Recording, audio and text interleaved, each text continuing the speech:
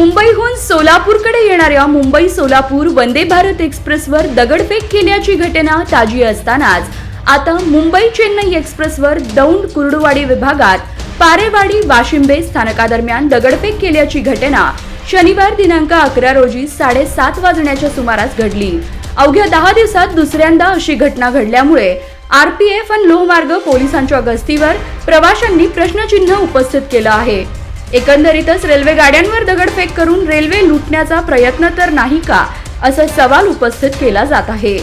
या घटनेत प्रवाशांना कोणतीही इजा झाली नसली तरी प्रवाशांमध्ये भीतीचं वातावरण निर्माण झालं आहे।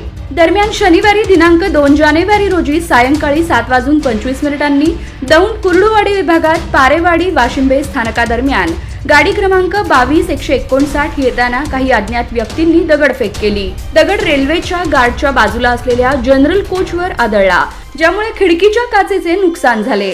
यापूर्वी वंदे भारत एक्सप्रेसवर देखील 2 जानेवारी रोजी याच परिसरात दगडफेक करण्यात आली होती। वारंवार अशा घडणाऱ्या घटना कधी थांबणार असा संतप्त सवाल रेल्वे प्रवाशांनी विचारला आहे।